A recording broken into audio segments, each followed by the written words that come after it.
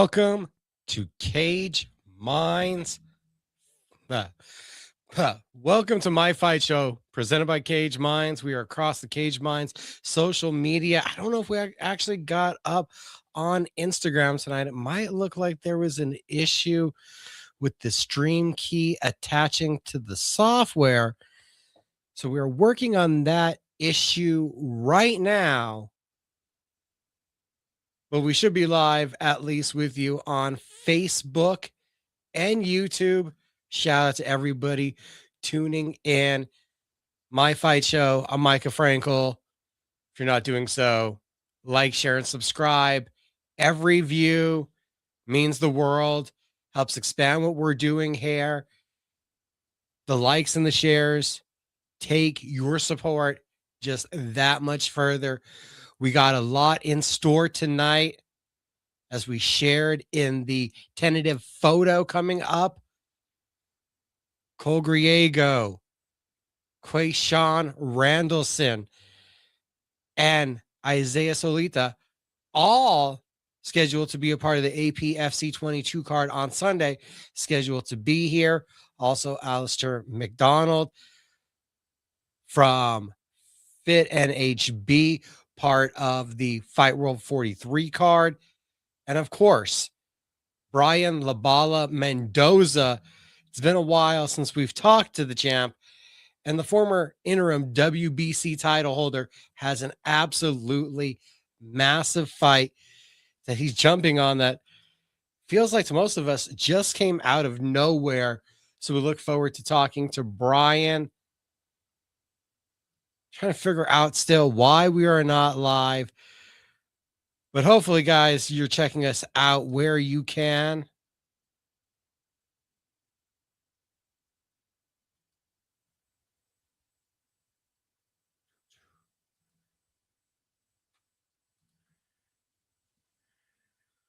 All right, sorry about that. Yep, did not connect tonight. We are not live on Instagram. Got a lot going on the Combat Sports calendar, coming off of an absolutely big weekend with BKFC and the UFC ahead of us this weekend. Got to take a deep breath to think about everything that's coming up with the PFL is in Madrid, Spain. Absolutely massive, strategically global evolution for their product with that event. Friday night, we have BKFC 87, couple intriguing storylines for us local fans on that front. Not to mention, we're also going to have, come Saturday, the UFC has their card from London, England. Here live and local, we get Fight World 43 from the Revel Entertainment Center.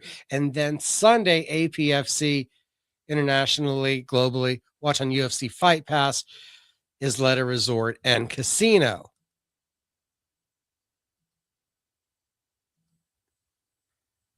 So look forward to an absolutely stellar week of action in the combat sports world. So much going on. Looking forward to it. And I hope you guys are too. There's a lot of opportunity to get out, to watch, to be there, to support the upcoming talent. Shout out to Barber Gabe, APFC 22. We'll also see him on the amateur portion of the card. Barber Gabe, visit him at Barber Gabe's Fade. It's 100 Coors Boulevard, Northwest. Walk-ins are welcome. Go to barbergabesfades.net to book online. Much easier to book your appointment. Walk in there and they're just ready for you. Busy shop, easier to book ahead. You also on the website while you're booking.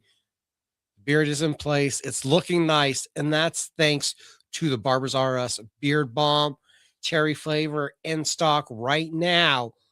Made by the hands of Barber Gabe. Just like all the great goods you find over at Zia Prince. Putting together a lot of the shirts and shorts for the local amateur competitors, professional competitors, trying to be a mogul in many different areas is Barber Gabe. The videos that you see of the Cage Minds Fight Hour on the YouTube, those we credit to Robbie Ray Media. Incredible photos from the Empire Promotions event. And shout out to a friend of the show, Angel Gallegos, big championship victory, capturing an Empire Promotions title. We also got a shout out to Jason Sanchez. Big victory, a stellar knockout from Jason in El Paso, Kings Promotions, back-to-back win for Jason Sanchez as he literally scratches and claws towards notoriety one more time. El Arcancito, the Julian Gonzalez victory. Now Yuri Castillo knockout. That is 2 in a row. Sanchez had 18 victories, 6 losses. That's a big victory, getting back on track. Feel good for Jason, teaming back up with Steve Garcia. And for a while, Jason had taken his training and put it under his own control. That led to some improvements. And now you saw with finding a different coach and letting go of that reins has done for him. So congratulations to Jason. Very successful. From the local front to the national front, it kind of ties in to also talk about everything going on in the world of BKFC, the world of bare knuckle. We say the world of bare knuckle. Next week, we'll be talking about a BKB preview. We do have a ton, though, to talk about from BKFC, a ton ahead of our guest tonight. There's a plan to clear up the title scene and the title pictures in BKFC. Lightweight, or you've had titles from the world title to the European title to the UK title, and David Feldman has vowed to clean up the title picture. But it's going to get a little more confusing before it gets cleared up. Like this weekend, there was a BKFC UK heavyweight title fight. It makes sense now in these belts that were given out around the world that were your minor titles. If you're thinking about a boxing system, those were always in the thought process of leading towards crowning a undeniable, undisputed world champion. For one reason or another, it hasn't played out in that manner. And now BKFC has vowed to, they're going to clean up the picture. But it gets a little more confusing before it gets cleared up with a title fight this past weekend. And it took one good shot, as it tends to do in BKFC, as Mick Terrell shuts down the vision of Jay McFarland. The 17-fight vet then reveals later in social media footage of video shot in his car that in the last couple of years, he's had 9 different eye surgeries on his left eye and then, or on his right eye.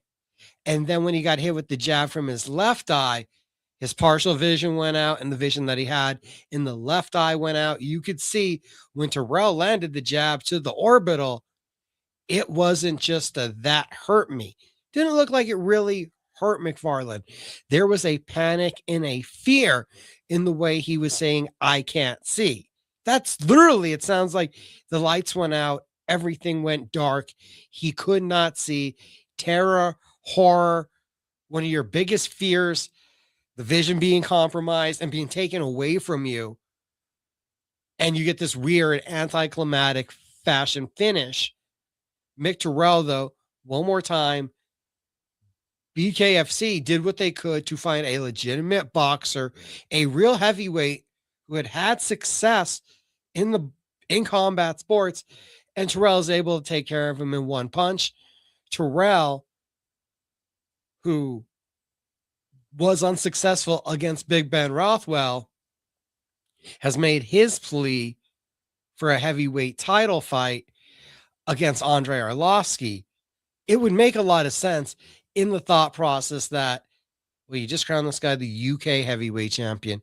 You want to clear out the picture and make everything a lot clearer of who's the champion and what belts mean what. And just having one belt makes a lot more sense.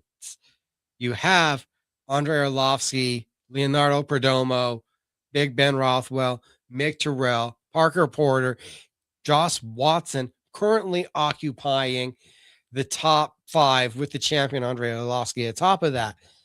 There's a lot of speculation that Josh Watson online, this is being speculated, that he could be heading towards fighting in Russia. And if he's not going to be fighting for BKFC or in America anymore, makes it very likely then that he'll be out of that title picture. And it's a good estimation then that Parker Porter coming up here at Mohegan Sun would still need another fight to get there. Leonardo Perdomo fights this weekend against Rashad Coulter. Absolutely massive favorite heading into the fight. And we wonder when the building process for a Perdomo 10-0. This weekend, he gets a victory 11-0 in the sport. He's becoming one of the more experienced guys in BKFC, considering Mick Terrell 10-2 after this weekend's damage. Terrell, thought of as a legendary name of this game. Perdomo is eating guys up and spitting them out. I'm not sure of the activity that Arlovsky's looking for from his schedule, but the now is here for the heavyweight division. It'd be very intriguing. It almost feels like this weekend, BKFC 87, Kai Stewart in the main event, almost unnecessary from one perspective. Do you need Kai Stewart in the main event from the thought process of Leonardo Perdomo, Brian Duran, Donald Sanchez? We've got number 1 contenders. We've got former world title challengers, an absolutely stat card that we'll get more in depth to. But I'm hesitant with Perdomo in a co-main event slot to think that the number 1 contender, as we have it from the writers, from the journalists, from the media members, from the contributors to the BKFC rankings, got Perdomo up at number 1, unblemished, absolutely destroying people. And literally since Terrell lost to Rothwell, I've been pounding the drum to see Perdomo in this position.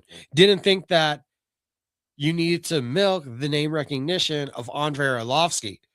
Shows what I know after the performance of a lifetime that you put on in a 3rd victory over Big Ben Rothwell.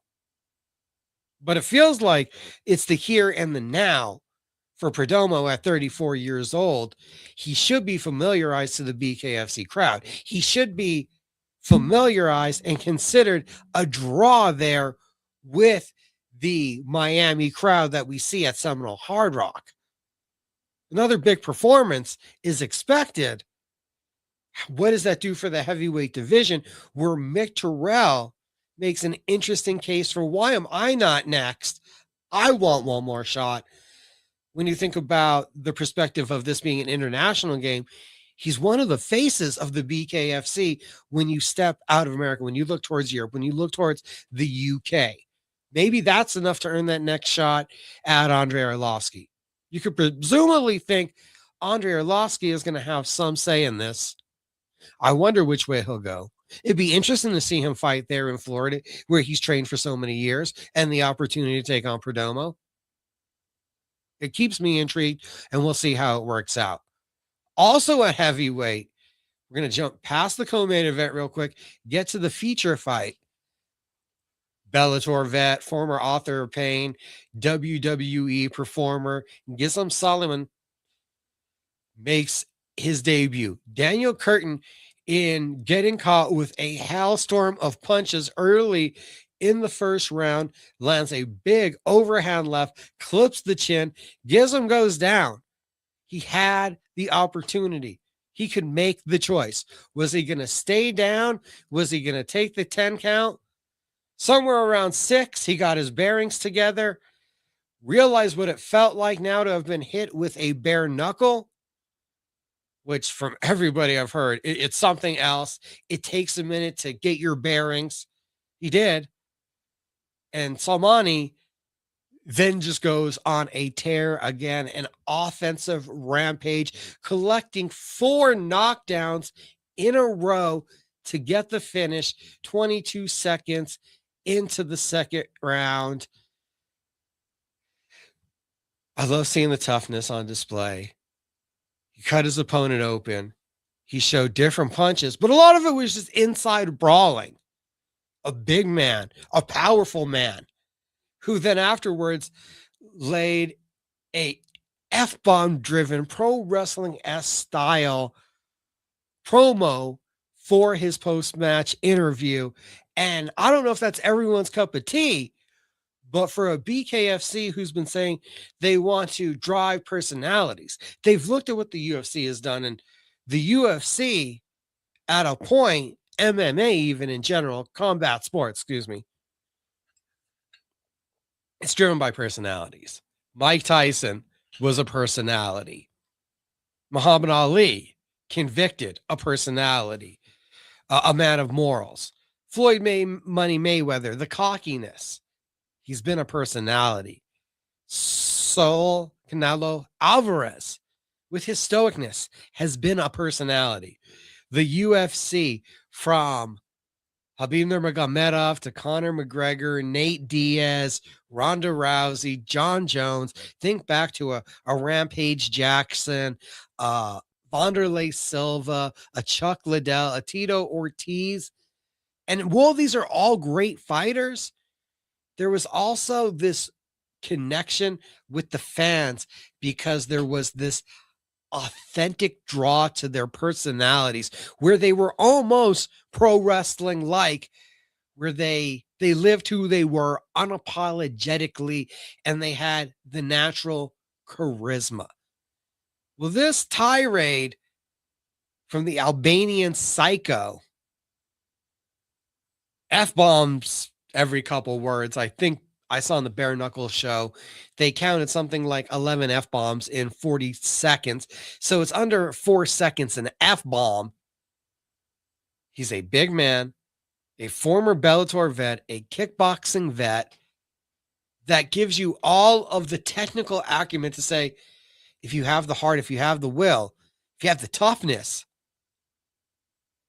Salmani could be a player in this heavyweight division very easily. Tons of interesting names that we've seen here in Bare Knuckle come into the heavyweight division. And this is just another one thrown into the mix where, for my money, the BKFC heavyweight division, outside of these top couple fights from the UFC, you might say they're more interesting. You might say it's more compelling fun what's going on with the BKFC heavyweight division, just from an entertainment perspective. Not saying that they're the more technical fighters, but just the more brutal, average fan appealing wars. I think you're looking towards the BKFC right now. Light heavyweight division, Sean Weir with the TKO, with the KO in the first round of Marty Hodgson. Absolutely destructive effort. The straight right forces Hodgson back to the ropes, and overhand left just lights him up. Witt teed off, forcing the ref to jump in. A lot of promise to see if Sean Weir is going to be coming over to the States now. Same thought in the cruiserweight division with Dan Spellman, who is just offensively overwhelming of Johnny Redmond, who retires on the stool after the first round. His technical boxing acumen on display, very effective from the outside, a vicious right uppercut. His combinations were on point. Staggered Redmond, who was barely able to make it to the stool, 3-0. And the cruiserweight division, with how it's progressing, and we're looking towards an interim champion, Kamosi Rodriguez, then getting to Sakara. I like to see Spellman in that next level where we're thinking we have a contender on the horizon. And the more contenders on the horizon, and the more we're able to build a dynamic picture of who should fight who and what matchups dictate who should get the next world title shot, that's when you're able to start getting excited about a division. So Spellman, let's also see if we can get him over to the States. Also highly impressed with Lewis Keane. He was a prospect that we highlighted last week. He picks up a unanimous decision win. The left hook knockdown in the fourth secured the victory. Didn't get the finish that he was looking for, but you saw a lot of clean boxing, a lot of defensive awareness, a lot to still be excited about. A rough week, but a optimally successful one for James Lilly. He thought he was going to fight Gary Fox. He thought he was going to be in a battle for a BKFC UK featherweight title. Fox unable to fight. And Lilly jumps up 2 weight classes, going after Yannick Van Dinther. A first round knockout in just an absolute slugfest. The left cross right to the mouth does the job in 38 seconds. Continue to talk about BKFC. They also let us know about their schedule. Maki Pitolo versus Doug Coltrane is going to be the main event of BKFC Fight Night Honolulu, April 11th.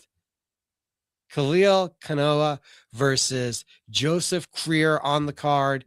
Toby Misch versus felony Crazy Horse Charles Bennett also been announced for the card. A week later, BKFC for the first time, an event from Australia. That's April 18th. Haze Hepe versus Krzysztof Wisniewski. A rematch from October in Italy, where Wisniewski won by third round TKO, will be the main event. And an interim welterweight champion will be crowned at BKFC 90, May 30th, Birmingham, England. BKB news, Pick Jardine signs with BKB, was 2-0 with BKFC. Joshua Fames and Blake Lacaze, who we have become familiar with from BKFC, have both signed with Dirty Boxing. And Dirty Boxing with some huge news. Melky Kawa revealed earlier this week that they appear to be in negotiations to have an event in the DC area the same weekend as the UFC White House card. John Jones might still find his way to be closer to the White House than you would expect after Dana White not giving him a fight on that UFC Freedom 250 card.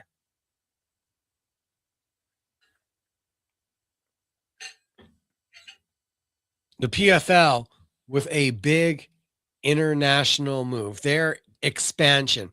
The PFL has been up and down. Infrastructure has changed, and now there has to be action. There has to be a get going. Time is ticking. I mean, we're in March. This is the last year of the ESPN contract for the PFL. Where are they going? What are they doing? And what is the lifeblood of second to possibly third biggest? Yeah. Earlier today, Nate Diaz, Mike Perry. Not sure how that affects BKFC. We'll probably get back to that one. But that fight's announced. And every time I look at the MVP promotions card, I can't help but tell myself,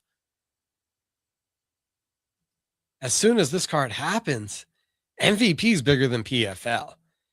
MVP, Ronda Rousey, Gina Carano, Francis Ngannou, Nate Diaz, Mike Perry. These are some pretty solid names from the world of combat sports. From that perspective, it's hard to not suggest that they would be the number 2 promotion in the world right after this. And they add a third fight that makes a lot of attentions, a lot of headlines. It grabs the eyeballs. PFL possibly going in another direction. And maybe we shouldn't focus so much on what I said. Are they the second biggest, third biggest promotion that we focus on here in America? Because ideally, what they really appear to be doing is trying to become the biggest European promotion. That's still with the UFC being in London, the UFC having a lot of ties to France. And we know that the UFC is rumored in June will be back to Azerbaijan. The UFC keeps having to have this, it keeps attempting to expand their international growth. And coincidentally enough, that is the place where the PFL is having their most success. With Ilia Topuria, featherweight champion, lightweight champion, prohibitive face of the UFC, top pound for pound fighter, all of those name placards that we can give him, all those accolades, it seemed like a foregone conclusion that the UFC would want to get to Spain. Now, I've heard rumors that the old ESPN deal and when they wanted to go live and what time zone kind of prohibited the event from happening. But now we see PFL also on ESPN beating the UFC to do an event in Madrid. Nowhere can we say it's really going to be on that same level of spectacle. That would it be bringing back Ilia Topuria, Castello, Van Steens, 17-3 in a rematch, 6 years in the making with Fabian Edwards. It's a pretty solid offering. 2 striker first, 2 fun fighters, 2 guys that are there to entertain the fans first, both with a flair for the dramatic. If you'll recall, Van Steens capturing this title with a 5th round rear naked choke of Johnny Eblen. Eblen, credit Van Steens, Eblen was expected to roll through the matchup. It was expected that could Johnny Eblen be the next guy jumping ship, heading over to the UFC? The 3rd finish in a row, a Von Flue choke, a head kick, and now a 5th round rear naked choke. Costello Van Steens finds himself in a position where he was a absolutely massive plus 420 underdog and pulled out the victory. Well, it wasn't like he stuffed every takedown. He made Van Steens work. Van Steens made Eblen work, tired out his opponent, and was able to take advantage of a finishing opportunity. He saw it. He went for it. He reaped the benefits. And now this weekend, it's a rematch, 6 years in the making. Fabian Edwards lost a split decision to Van Steens 2020, back in September 2020. It was a Bellator Euro event. Since then, there's 7 wins. There's a couple losses and lessons learned. And right now, more importantly, there are 3 straight wins. And there is the season 10 world title tournament victory with the head kick over Dalton Rosta. We've seen a flying knee. We've seen the head kick. We've seen power out of Fabian Edwards. Fights much the same as his brother, but I want to say he's more aggressive. He's more go for it. He will look to create the opportunities a little bit more and is a little more willing to go into the fire than what we've seen out of Leon, who plays it quite safe. And I love that about him. I think that from 2 guys that are primarily strikers, maybe the grappling that Van Steens has in his back pocket, because it is there, becomes the differentiating factor. Maybe that's what edges him out. But for my money, I think this one plays out on the feet, and this is going to be a very fan-friendly fight. In the co-main event, also pivotal in the title picture for the 145-pound division at featherweight, You get number 2 versus number 4 in AJ McKee, a former Bellator champion, looked very good in his decision win back in last July over Ahmed Makhmedov, excuse me. And that's rebounding from a split decision loss to Paul Hughes. Paul Hughes looking to be one of the elite fighters in the division. And this return to 145 pounds, it feels like this is the moment. Aaron Pico's no longer in the division. Pitbull's no longer in the division. This is the moment where AJ McKee has to make a statement of why he deserves a title shot, why he deserves recognition. On the other side, Adam Borish coming off a majority decision win over former title challenger in Bellator, Jeremy Kennedy. High quality win, rebounding from the knockout to Jesus Pinedo. Pinedo just getting dominated in his last outing by Salamat Ismailov. And I think if you're McKee, you probably want to try to get to the title before you're having to fight Ismailov, if that is at all possible. This one, big implications in the title picture at 145 pounds for the PFL. If you got the day off Friday, ESPN app from Madrid, Spain, for the first time, you get the PFL. And for those familiar with BKFC, Franco Tenaglia jumped ship. We expected for him to be taking on Austin Trout after getting by the skin of his teeth in the split decision past Ben Bonner back at BKFC 83. He was supposed to take that next step in the lightweight title tournament and take on Austin Trout. Other plans, other things come up. This massive opportunity in Spain. He was a part of a lightweight 155-pound tournament. Interestingly enough, Tenaglia going to be taking on Yasin Najev at 170 pounds. Yashin is nicknamed the Scientist. The Moroccan-born fighter, 5 wins by submission, UAE warrior background. Got a striker versus a grappler with a big puncher in Franco Tenaglia.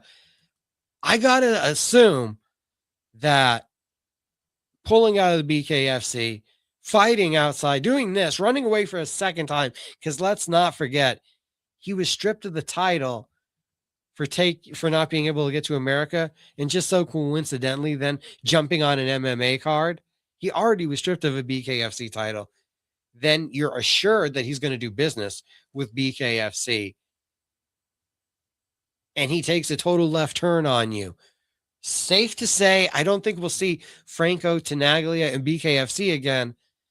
So this opportunity with PFL, I can't say it's all the chips are in the table, but this is quite a lot of chips shoved right in the middle of that table.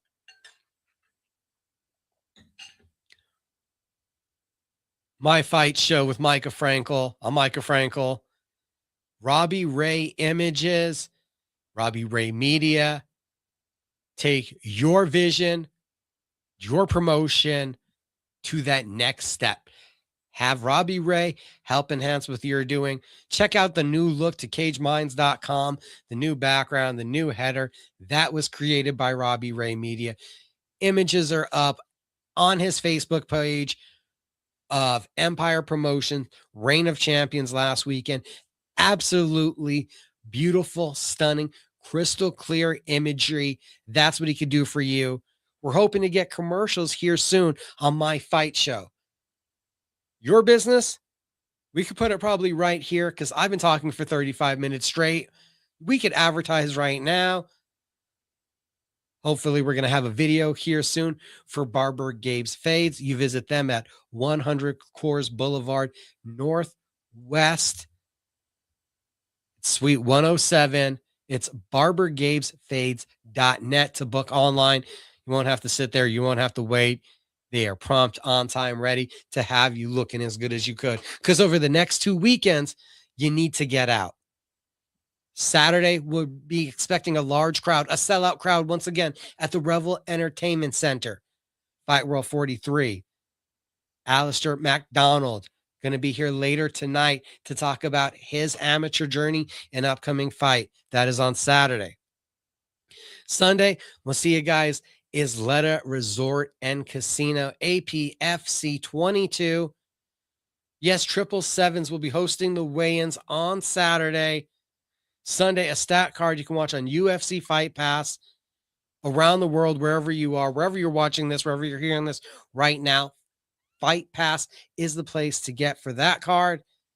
And locally, you want to get on over to Barber Gabe's Fades so that you can look your best for both events. Get on out there, be dressed to the nines, style and profile for the local crowd. And you know you want to pick up some beard balm while you're there, just to hold it all in place and take that grooming to the next level.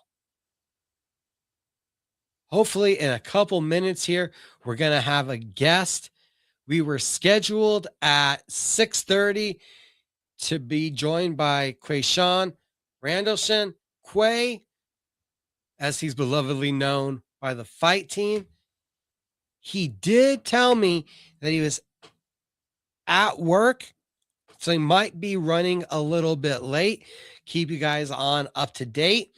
We expected to just get a quick word from him. So there is a possibility Quay shows up. Maybe we get Isaiah Solaita before. He said he might be teaching a class right now. Things are going wild when you are live. Definitely here later tonight, we got Griego. Definitely here later tonight, we have Brian Mendoza. 7 o'clock for Griego, 7:30 for Brian Mendoza. And I believe right before we get out of here is when Allister is going to get to us when he gets out of practice. Absolutely massive week of action. Next weekend, next Saturday, the 28th, you've got Nowhere to Run, Overtime Bar and Grill. Got on out there. There's a chance this might be the last time we see the amateurs out there. You've heard the conversation with Nick Gonzalez. Not looking great. Possibly heading towards the pro promotion due to the constraints that the Athletic Commission has been putting on the event. But one more time for the amateurs next weekend, next Saturday night. You also have Duke City Championship Wrestling. Get it got at Bueno, holdmyticket.com for the tickets. El Rey Theater, huge night of pro wrestling. Join us for the kickboxing at Overtime Bar and Grill, and tickets are available at the door for that event. I think we'll be right back in a minute.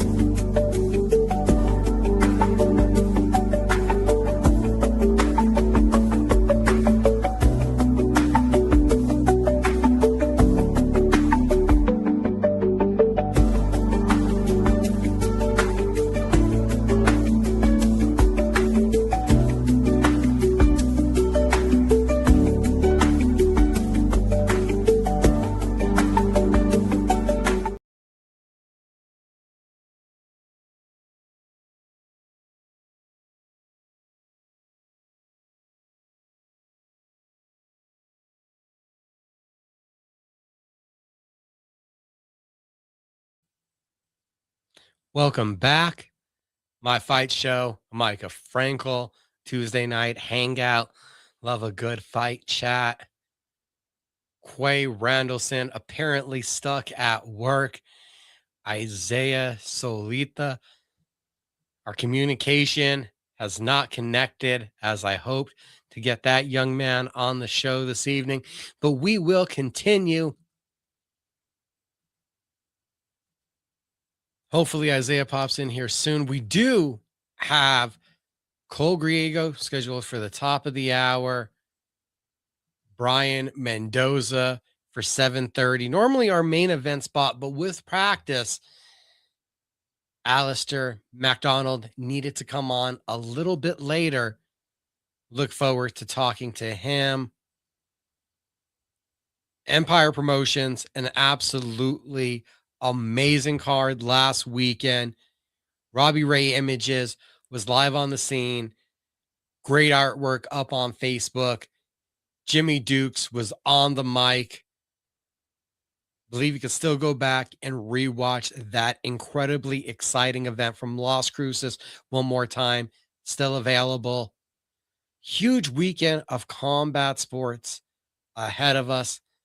Last weekend, absolutely freaking nuts. UFC delivers. BKFC delivers. I already talked about it earlier.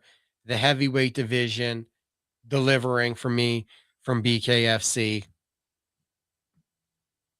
Interesting the scope and the space that the most recent announcement from Most Valuable Promotions with their first foray into MMA, adding the original BMF title fighter, Nate Diaz.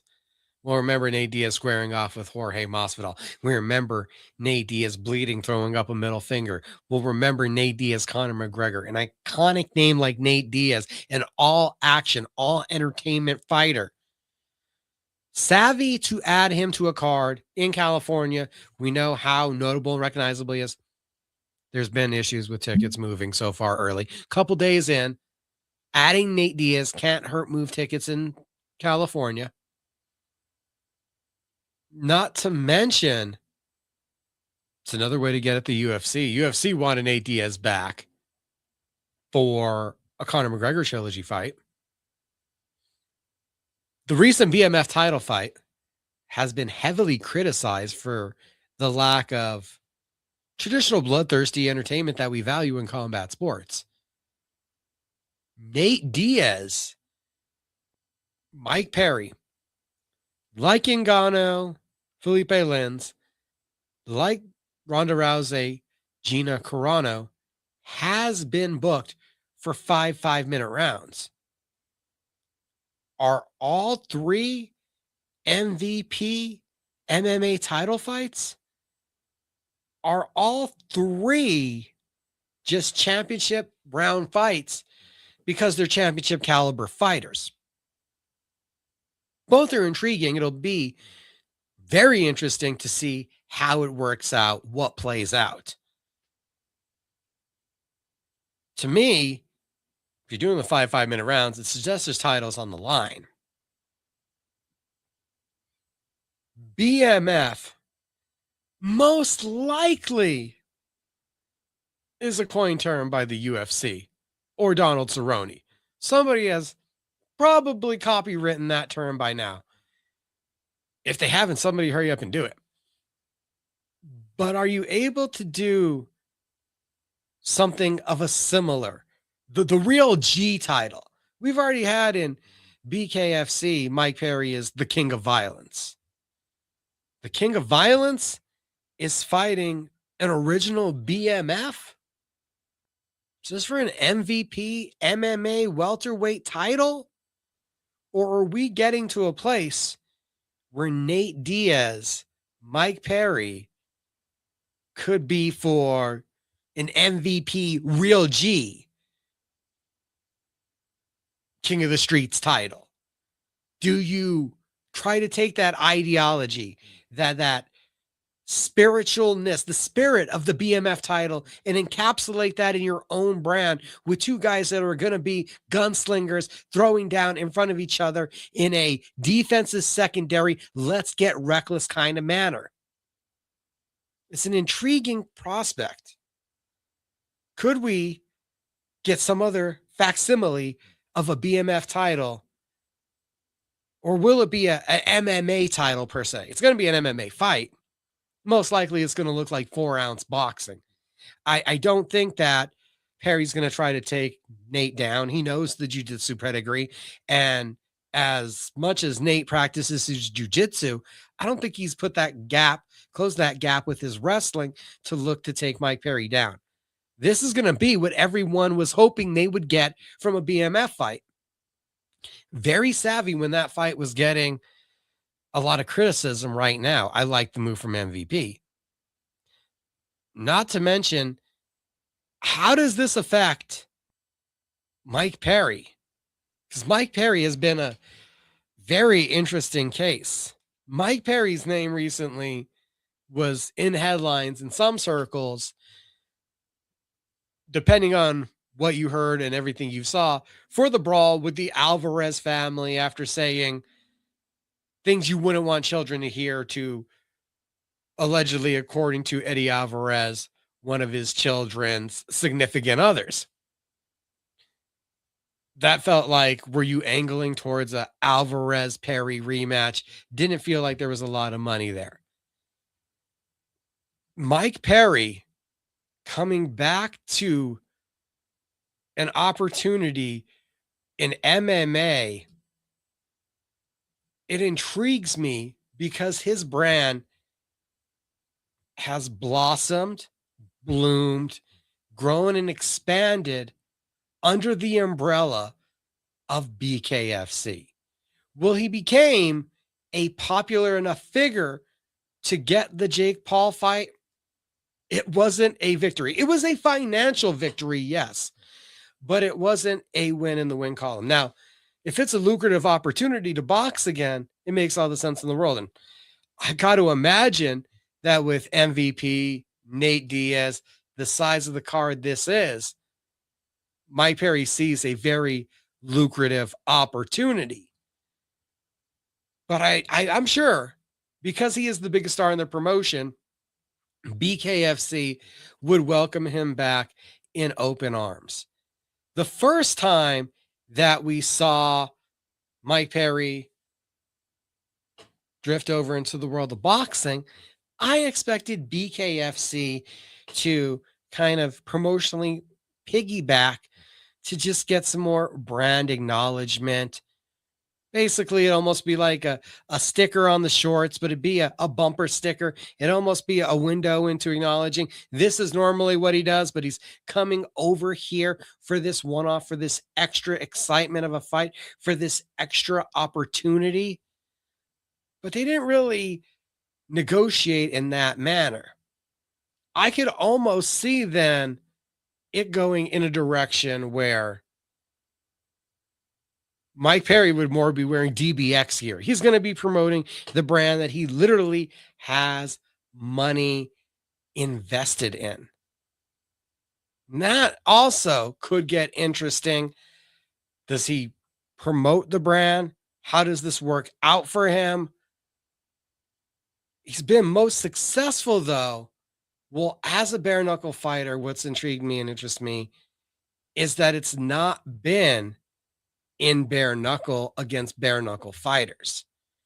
Julian Lane, the big overseas fight that drew a lot of attention with MVP, Luke Rockhold, to Eddie Alvarez, Jeremy Stevens, and almost left out Thiago Alves. The 6 wins that Mike Perry has put together. Well, very good names. I love all those names. Great competition. What also has to be acknowledged in that mix is they were all MMA fighters. And at least in the cases of Alvarez and Stevens, guys that were smaller, brought lightweights up to welterweight and above to fight Mike Perry. Mike Perry, the biggest star in BKFC, but he has been almost bored, disengaged by the thought of negotiating for a fight with Dave Mundell, pound for pound number 1. Lorenzo Hunt, pound for pound number 2, former two division world champion, has one of those titles back. King of the Streets belt, fake belt, King of the Violence belt, fake belt in BKFC, your BMF titles, opportunity at the real world title. Not tickling the fancy of Platinum Mike Perry. Be interesting. More than likely, he'll be welcomed back with open arms. But the thought process of who Mike Perry has become, when you look at the one boxing match he's taken along with these, we're getting into a particular stage where it's interesting to see that MMA fighters could be characterized as prize fighters. There are guys like Mike Perry, to a certain extent, a Tony Ferguson, Darren Till, guys that are past the UFC and will, in previous iterations of this timeline, we saw guys towards Bellator, the PFL, one championship. It's now dirty boxing. It's now BKFC. It's now the celebrity boxing. It's now MVP opportunities. And it feels more like you use that post UFC fame to leverage that into being a prize fighter. Huge weekend of combat sports. I can't wait for it. Friday, the PFL debuts in Madrid. You got Castello, Van Steens versus Fabian Edwards, a rematch. We're talking 6 years in the making. First time that you're getting the PFL in Madrid. The PFL patting themselves on the back. You touch down in a area, in a market like Spain before the UFC. That's quite impressive, especially when you got the UFC going to markets that maybe you wouldn't expect when Azerbaijan comes back and there appears to be a return date this year. Kudos to the PFL. Can you make good? How big will the crowd be? The undercard absolutely loaded with local talent. I'm seeing from Bet Online, the champion Van Steens minus 125. Edwards coming in at a minus 105. AJ McKee minus 360. Adam Borish plus 285. A minus 510 for Franco Tenaglia. Linton Vassell, who remains on the card, getting last-minute opponent Brazilian Jose Augusto. Augusto only a plus 100 underdog, even on the short notice. A huge weekend for the Van Steens as Gino Van Steens, a small plus 155 underdog against Mark Ewan minus 185. It's a huge weekend for Spanish MMA, getting this PFL platform, getting to be on ESPN to truly see how much depth there is to a region where the Taporia brothers come out of. Intriguing weekend when you get down to it. We're talking about the PFL, confusing situation. We're talking about the PFL in Madrid. BKFC, I keep bouncing back and forth to it. Interesting direction, and how do you manage the relationship with Mike Perry? Maybe he'll just come back around when he needs you, and you don't worry about that right now because you've got bigger fish to fry. Friday night, Kai Stewart, 8-0, looking to go 9-0 in the sport, looking for his 6th title defense. Friend of the show who was on last week takes on unbeaten 3-0. He was the BKFC European featherweight champion, not the UK, but the European featherweight champion. 3-0. Nico Gaffey did pull a stunning upset in Dubai in his second fight. Quay said he called that one when Brandon Allen got upset. I did not see it coming. It's big overhands. It's a lot of athleticism. Stewart, more of a lengthy 5'6", 145er. He has a weaponized cardiovascular ability. You're not going to tire out Quay Stewart. He pushes a ridiculous pace. A wrestler, a grinder who has, in these 8 fights, truly adapted to being a boxer. The in, the out, the stick and move, the putting together his shots, the misdirections to open up his opponent for what he's truly looking for. It's been coming together. Gaffey is a big, powerful, hulking foe. BKFC is told to sell, and they have to get you intrigued that this is Kai's most dangerous opponent. I'm going to be real. There is fire behind this one. There is intrigue. Gaffey hits that hard.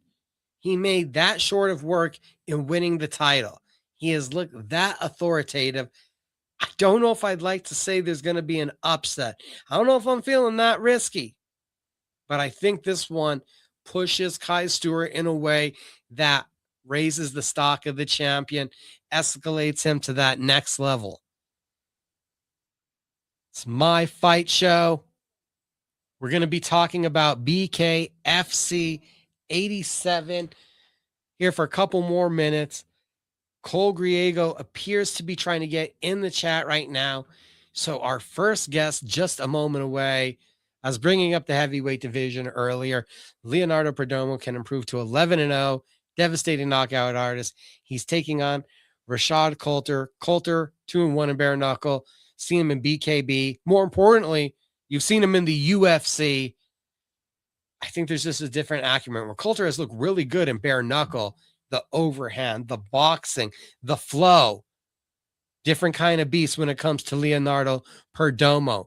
Fighting pride of Berlin, New Mexico, Derek Pettis taking on the top 5 ranked featherweight Brian Duran. Duran returning to featherweight. He demands a title shot. This is his home arena. He's disrespected by the fact that Quay Stewart is in the main event and wants to come out to make a statement. A heavy-handed, big puncher. When I talked with Nick Gonzalez a couple weeks ago, we talked about the opportunities for Pettis to get a victory, to spring the upset here. I think he needs to use his stick and move. Nick was a little more ballsy, thinking that maybe Derek needs to get into the pocket, make Duran miss, and then he's able to make him pay. I think that you're dodging hammers if you're trying to make Duran pay. I think that you have to play the long game, tire him out, and try to get this into the 4th and 5th rounds. I think our first guest from the evening appears to be ready. Sunday, you see him at his Letter Resort and Casino. You can watch it on UFC Fight Pass, APFC 22. Cole Griego, how you doing? I'm good, sir. How you doing? Sorry, my connection might be a little shaky. Can you see me? I can see you. You're a little shaky. How you doing tonight? I'm doing good. How you doing, Micah? Thanks for having me. Man, we're all right. It's Tuesday night. We're talking about some fights. It is a busy week. There's like PFL Friday during the day. There's BKFC Friday night. We've got UFC Saturday. There's Fight World locally. Then Sunday, you get to do your thing. Yeah, it's a good week. It's a good month to get into a fight. There's been lots of opportunities coming up. You know, I've been able to compete in jiu-jitsu a lot, you know, this last year. I feel like there's just more opportunities kind of, you know, coming up, and it's awesome to see. I'm glad that New Mexico is staying hot in the fight game, and you know, it's what I like to see. So I'm excited to perform. It's been a while since I've been able to compete in front of all my friends and family here in Albuquerque. So not only am I excited for that, but I'm excited to, you know, compete alongside some of my teammates as well, and just share a card with some people that I'm close with and that I've been wanting to share for a while. So it's going to be a fun one. Overall, everything excited. I'm feeling good at some point. You know, my skills have gotten so good. I'm more than ready to show everybody.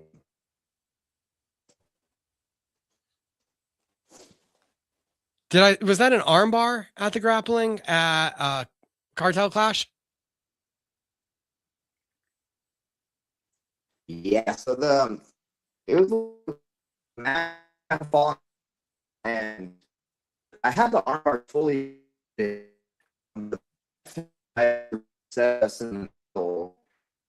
Which because normally when they it's because the guy's gonna be hitting their ass or head on the hard concrete in the middle of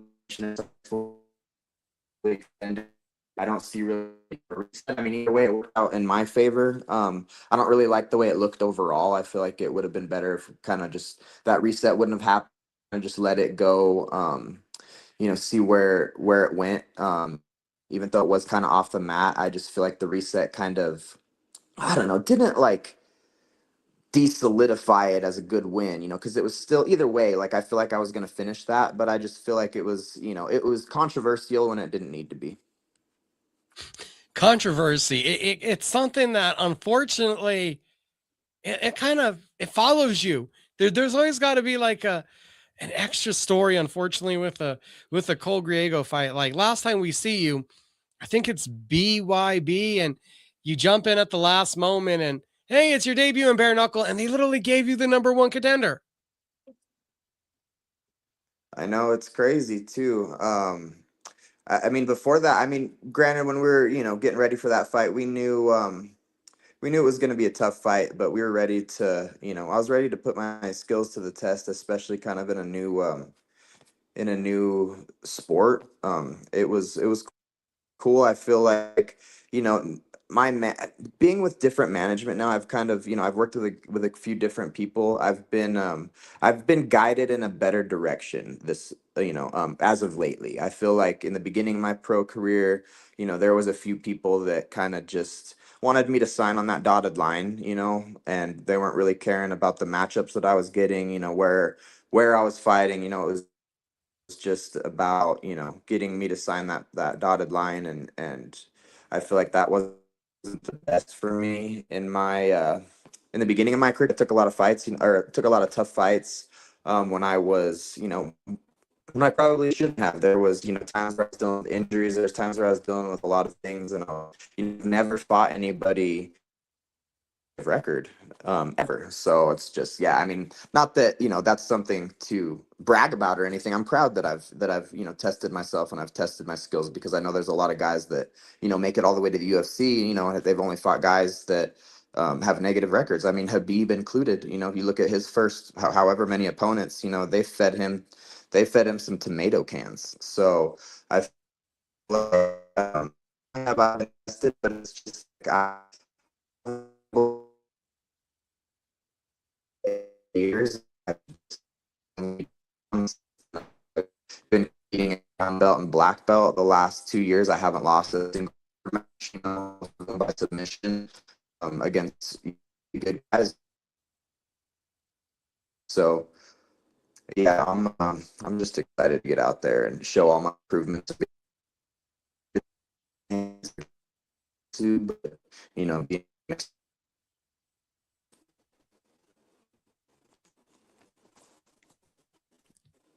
We're getting like every third word out of you right now at this point, Cole.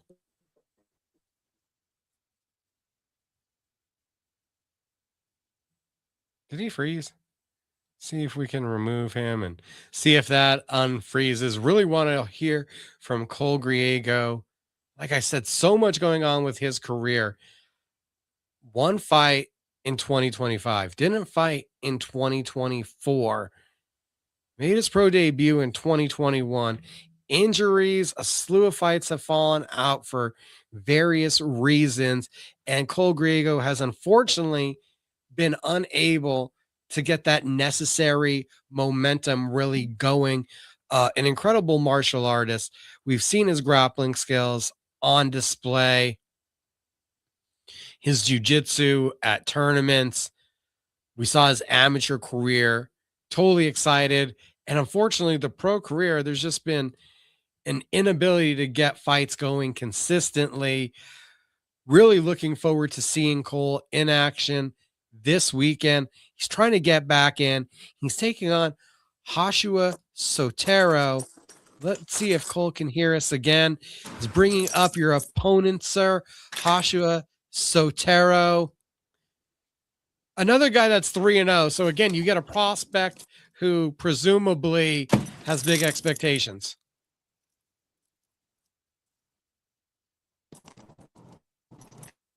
I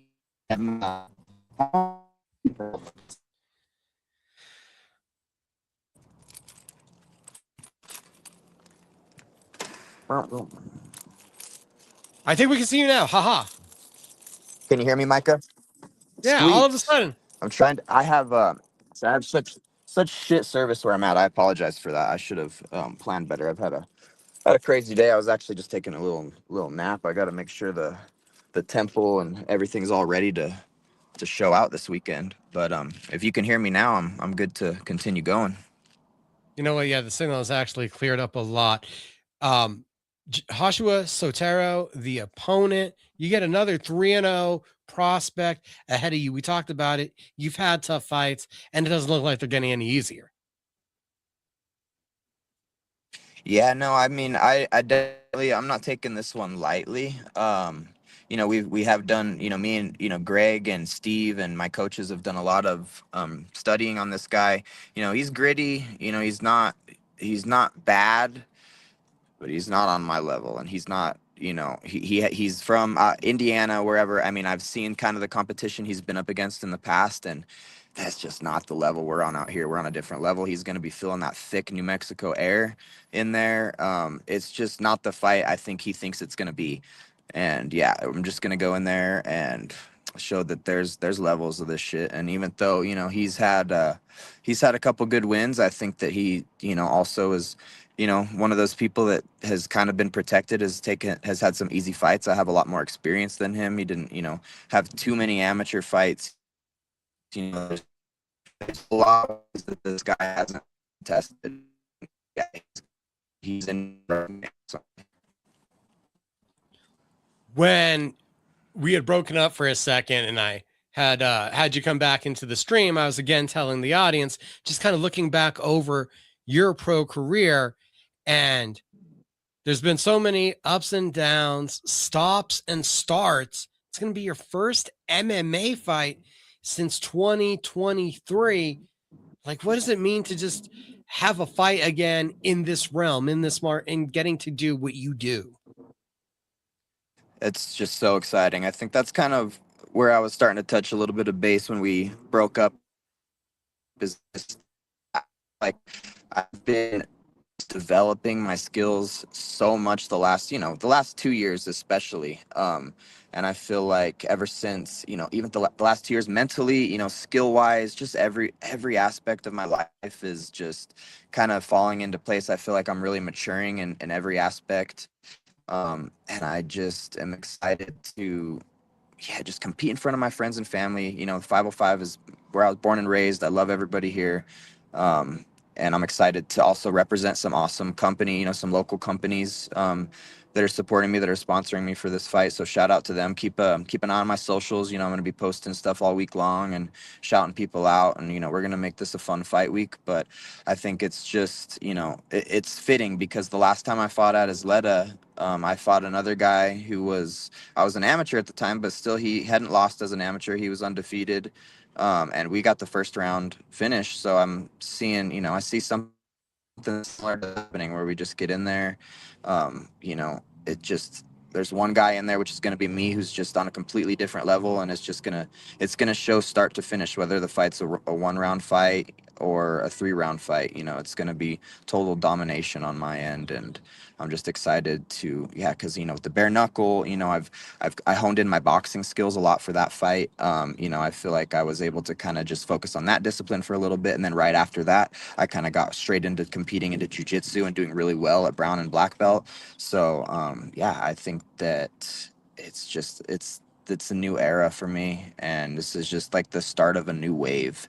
And this is just going to be yeah, the start of my hot streak, the start of me getting my MMA career back on track, and yeah, just showing people that I belong, and just showing people, I want the respect that I deserve. I know how good I am. I know I know what I bring to the table.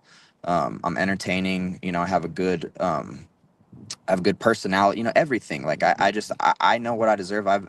I deserve to be in there. I deserve to be, the spotlight on me, and I'm gonna show everybody. I'm gonna show out. I'm gonna show.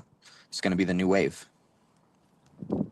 The last several fights haven't played out in the manner that you've wanted to. Taking away from all those experiences, what makes Sunday now different? What have you learned that you feel from these past, obstacles has made you a better fighter? What's the difference now in you? I think there's just been, there's every fighter has things going on behind the scenes. I think in the beginning of my pro career, even before my bare knuckle fight, there's been a lot going on behind the scenes. I feel like not only is kind of, cleared up. I feel like my life is just outside of fighting. Like I just feel like I have, because there was a time in my life, especially my pro career, where I was just like fighting was everything for me. Like I didn't really have anything else to look forward to. Like, I mean, I have other hobbies and stuff, but I was kind of putting all my marbles in that, in that one basket. So I feel like it almost added this unnecessary pressure to myself that I didn't need. And it just, on top of that, and I just feel like my confidence, maybe wasn't where it needed to be. My confidence kind of dropped after, taking, one loss. And then even, there's losses that I've had where I feel like I decisions. It's just, going into guys, I'm not, I'm used to going into guys, enemy and going into enemy territory to meet these guys, and just the result not always, going my way, even though it's not always fair. So I think that, even though it's been kind of a bumpy road, um I just think that these experiences have really shaped me and have toughened me up, and have just, not only is, my confidence, like I said, just as a person, and my skills, just overall my confidence is where it needs to be right now, but also I just feel like I have amazing people in my life. Like there's not, I don't have like that. I'm not putting all my marbles in the MMA basket, even though of course, like I fucking hate losing, so much. I hate losing more than I like winning. I've heard people say that before, and I totally agree with that. Like there's nothing worse than losing. It sucks, especially when you're better than the person you're up against, or when you can. It just sucks when you don't perform the way you can. So I'm excited to, kind of just restart my story and show people, like I said, that, I deserve all the respect, and I'm going to show why, like I said, on Sunday. So it's kind of where I'm at now, Micah. It was probably a year ago, maybe more. I'm at the gym and you're talking about moving to California, moving to Arizona, and a couple months later I run into you and there's someone with you, and you kind of said she was the reason, and you're still here, and a lot of that relationship seems to have helped you turn a corner.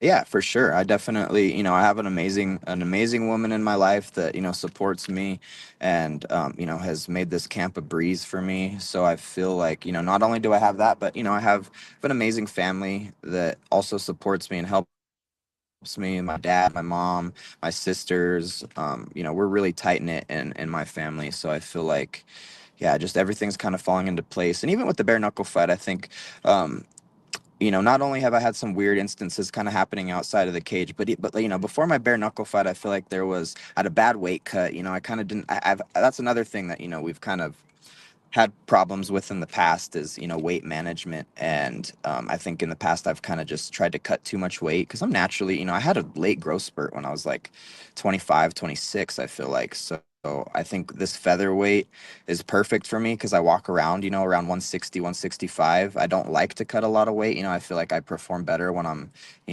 not cutting a lot of weight. So I think we have that, under control. You know, we got the weight thing down. I got, everything, outside of fighting, in my life is, nothing's ever perfect, but, I just feel like things are going in the right direction for me in every aspect right now. So it's just exciting to watch everything unfold and just to, yeah, be where I'm at, have this opportunity. Shout out Steve Garcia for really sticking his neck out there for me and getting me this opportunity. You know, Steve's really taken me under his wing, and I appreciate that. You know, I've known Steve for a long time now. You know, back since, you know, I've been training for a while now, Micah. You know, we used to train at Mean One MMA back in the day. So yeah, it's just amazing having, you know, like I said, I mentioned, you know, having my girlfriend, having my family, but also I have some amazing teammates, some amazing coaches. You know, me and Greg have gotten really, really close the last couple years. And this will be the first time having Greg Jackson in my corner,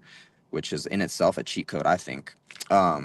And then, yeah, you know, still I've been working with Frank for 10 years now. We're dialed in on the pads. You know, my striking is going to be as crispy as ever.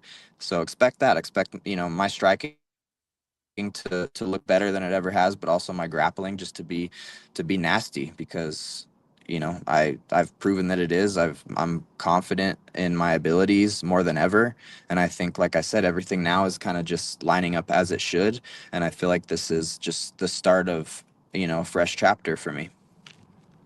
You were a flyweight. Steve was a bantamweight. He is a humongous featherweight now, and you are a full size featherweight. It's easy to say you two have both grown up, and there was a little point in your career also where injuries were popping up. Do you think any of that had to do kind of with the growth spurt and still trying to maintain that original weight class at the same time?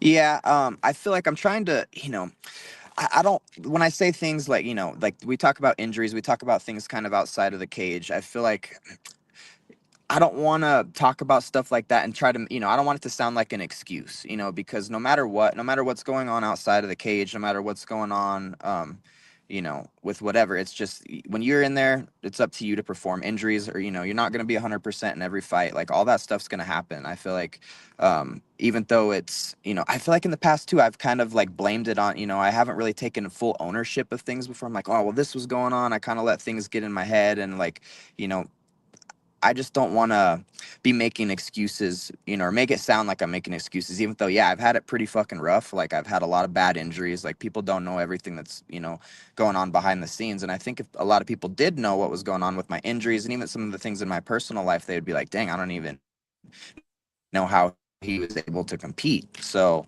but like I said, there's no excuses. I've always, you know, anytime I'm in there, it's up to me to perform and for me to find a way to get my hand raised. And, you know, there's been times where I haven't done a good job at that. I've let things, you know, hinder my growth. I've let things bother me. I've let things kind of linger in the back of my mind before fights that I shouldn't, that don't really matter.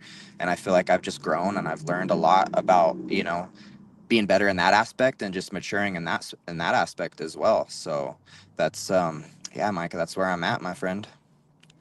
APFC, a big opportunity.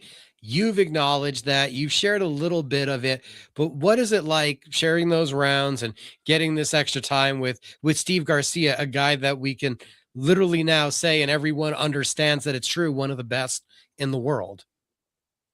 Yeah, I mean, my man is one way away from a UFC world title. So yeah, Yep. it's been amazing, you know, and that's another thing that's helped me, you know, build confidence. I'm just like, if these guys believe in me that are at the highest level and they know what I'm capable of and they see me in the training room every day, you know, what is stopping me? Why am I doubting myself in any way? Like it's just, I've made so many realizations. I've come so far from where I was even a couple years ago, not only mentally, and like I was talking about just my confidence level and just my skills too. Like I really have put in that work. You know, there's been countless hours of just jujitsu behind the scenes with Jesse Tafoya. You know, we've been working, and it's, you know, it's not always being broadcasted. I'm not always posting things, but um, yeah, I've been busy the last couple years, and you know, training everything, doing everything. So it's gonna show on Sunday. And yeah, like I said, or like you said, just training with Steve, getting those rounds in with those guys. You know, we have Manolo back. You know, the Italian friend who's has his UFC fight coming up. I've had some dog rounds this camp. And there's just nothing that this guy's going to be able to throw at me that I haven't seen from guys that are at a way higher level. So I think that, like I said, I'm expecting a tough fight. I'm expecting, you know, whatever, I'm expecting it all. But I think that no matter where it goes, no matter what happens in this fight, like there's no possible way he can beat me. Anyone watching the interview is not going to be able to comprehend you wearing that sweater saying, I have no confidence or having confidence issues. I'm like, how do you walk outside in that kind of flamboyantness being like, I got confident issues? You look like you're trying to be the main character. Well, I am now, Micah. Like I said, I feel like it's taken some growth to come into where I'm at now.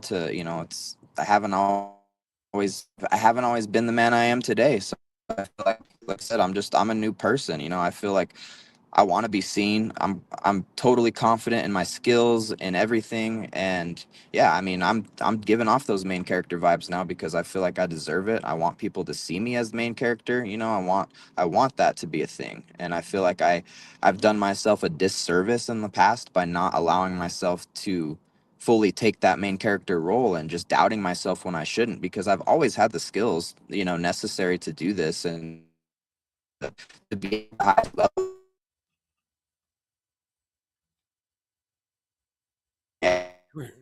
Has always, realized the kind of talent I have, and I've always been like, if you fight and you go in there and you do what you can do, and you fight how you spar and you fight how you train, there's no one that can beat you. So yeah, I just need to go in there with the confidence level that I know I need to have, and I think that's gonna be the difference, is just me fully believing in myself and not having that, not second guessing, and just having, an amazing team around me, an amazing support system, amazing friends, amazing family. Yeah, I'm blessed in so many ways, and I think that, yeah, this is just, yeah, this is the new main character, Cole Griego, right here, with his leopard print jacket. That's how we do it. Any new tattoos? No, but we're probably gonna get some after this fight, so stay tuned. Stay tuned. Cole Griego, March 22nd, everybody. That's this Sunday. It's Isleta Resort and Casino. You're not able to be here live local. UFC Fight Pass, the APFC YouTube channel. We'll have it all laid out for you at cageminds.com, where you can watch Cole. Thanks for joining us a little bit on my fight show this evening. Thank you, Micah. You're the man. Sorry about that connection problem. I hope that doesn't give you too much trouble, or it didn't give you too much trouble. It's fine. We're live. We're making do with it. Heck yeah, we improvising. That's what I like to. That's what I like to do. All right, my man. Thank you, Micah. We'll see you at Appreciate you. We'll weigh-ins see and you we'll see you Sunday, at my fight night. friends. Yes, sir. Cole Griego, APFC 22, also talented. Seen him throughout his amateur career. I don't kid you when I say a slew of injuries so far as a pro. Really just unfortunate overall that Cole hasn't been able to just be active. Only 5 fights so far over the better part of 5 calendar years. Look at some of the guys he's fought, and they have double to triple that many fights on their resume at this point. I think he just wants to be active, get out there, show his skills off. Hopefully, this is the start of being able to be consistent, get the fights, to be healthy. A featherweight Cole Griego. Brian Bala Mendoza still on track to join us here any minute now. Also, before we get out of here, we have Allister MacDonald, Fight World 43. This Saturday, Revel Entertainment Center. HoldMyTicket.com to get those. HoldMyTicket.com. Forget it. Got it. Bueno. Duke City Championship Wrestling. Next Saturday night, El Rey Theater. Tonight, after this is done, guys, if you have Roku, check out NWA, our former Duke City Championship Wrestling Tag Team Champions, the Chili Tag Team Champions, the Pretty City Express, Devin Reno and Class, making their NWA debut. Also proud of those despicable human beings for all the hard work that they've put in. Two snobbish, irreputable characters. I'm sure they're going to do great here in the world of pro wrestling as they continue to grow. Friday night, we're talking about it. BKFC 87, moments away from being joined by Brian Bala Mendoza, Rosalinda Rodriguez, Shelby Cannon in a women's strawweight bout, flying under the radar. But let's be real about this. Rodriguez, former boxing world champion, on that path, in my estimation, for a flyweight title shot. Looks like she's backpedaled that. She wants to go down to the 115. Shelby Cannon, 1-1. Very formidable challenger. Rosalinda Rodriguez versus Brenton Hart. That could get interesting. 4-0 doesn't make it happen. It's been a while since we've seen Brenton Hart busy in BKFC. So I really think an impressive enough performance from Rodriguez.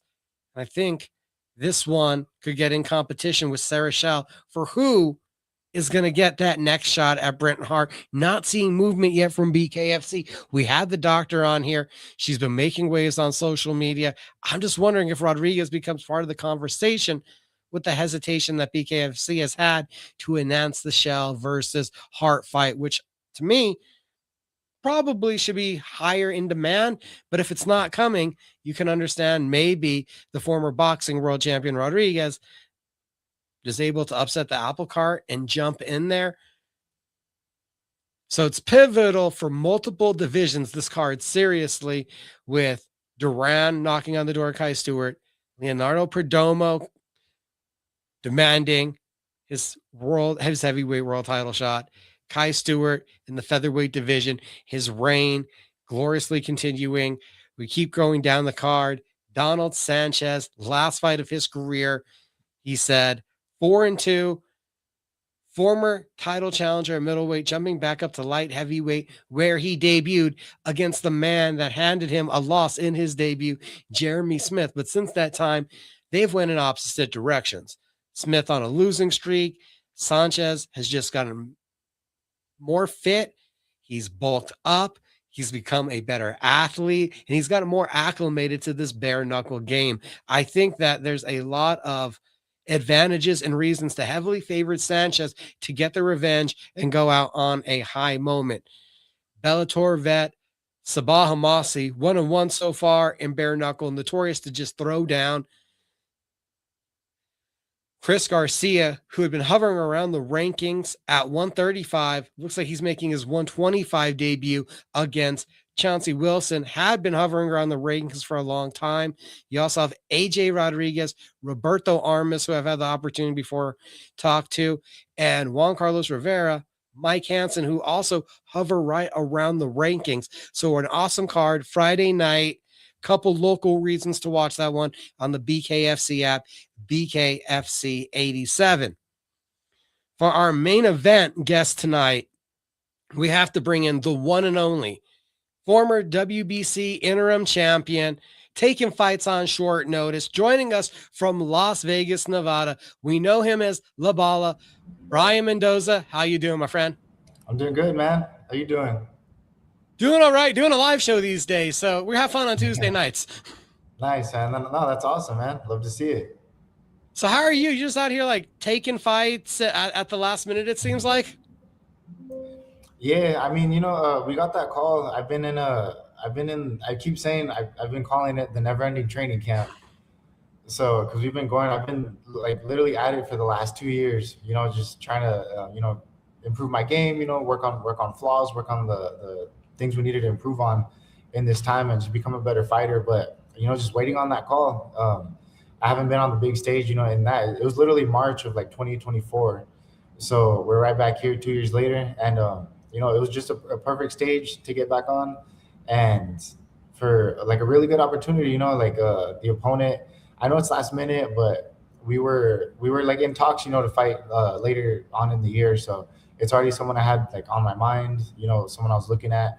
And, the opportunity just popped up, co-main event, for for a strap. I think we're fighting for like the WBA gold, and yeah, man, just perfect timing, and we've been working, man. So I've been sparring with tons of people since before I knew that we were gonna get this call. So just staying ready, man, like always. Is there a difference between Brian Mendoza and normal camp ready and what you've called the never ending camp, where you've been like hungering for a fight? No, yeah, you're definitely gonna see, like a chip on my shoulder. I'm hungry, man. Like I said, it's been 2 years. I've been trying to line stuff up. Some fights have fallen through, some things have moved, and it's been pretty frustrating. But obviously, I would have liked to, get like a full, like, 6 to 8 weeks to really, just kind of lock in, on one game plan and stuff like that. But I've been getting great work. I've been sparring with, Olympians and, high level prospects and contenders out here. It's just how Vegas is. So like even for the last big card out here in Vegas when Mario Barrios fought Ryan Garcia, I was actually helping one of the homies get ready on the undercard. And he won his fight. He looked super sharp doing it. So we've literally been at it, and I'm not just like staying ready here in Vegas is kind of different because I'm literally working with high level fighters out here constantly, and I've been looking good against them, and just all the different like styles I've been seeing. So I'm ready for whatever this guy can bring to the table. In the nicest way that you were trying to skirt around is saying, you're like, if I don't show up like game ready to the gym, I might get whooped on that day with the level that I'm facing. Oh no, yeah, like the level, like you always have to stay on your toes. Like I've even told people like some of the kids out here can turn pro and do damage like in other states and because even out here like the kids will come and like put hands on some of these grown men.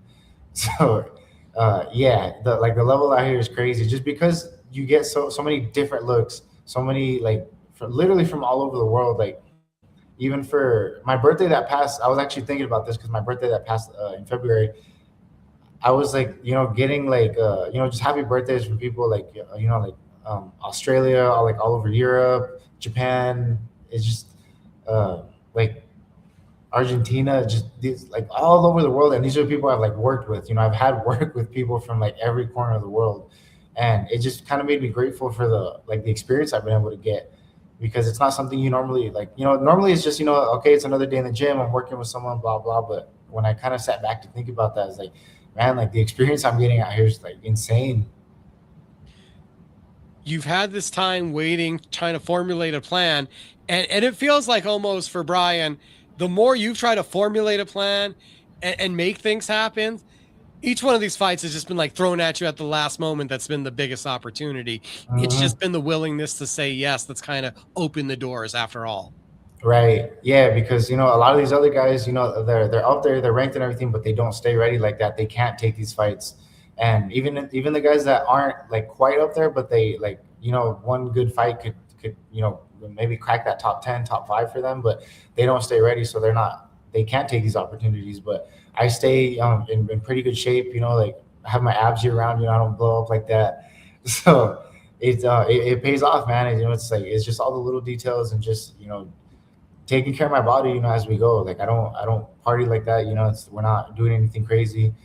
So it helps, man. But yeah, like you said, I've literally built my career off this, the fight that one of my favorite fights of my career that put me on was against Jason Rosario.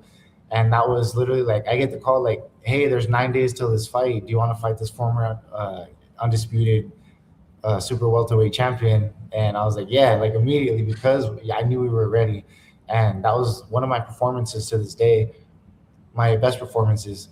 So it is what it is, man. Like, and I've made a career out of it. And I feel like this one is really going to pay off because I'm actually in better condition than I've been for some of my last fights where I even had like a full camp.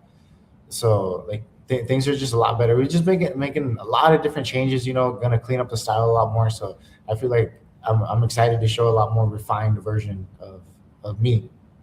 Not saying it a bad way, but it seems like with this free time, and if Brian, he can become meticulous. It sounds like you've had a lot of time to just obsess over your own self.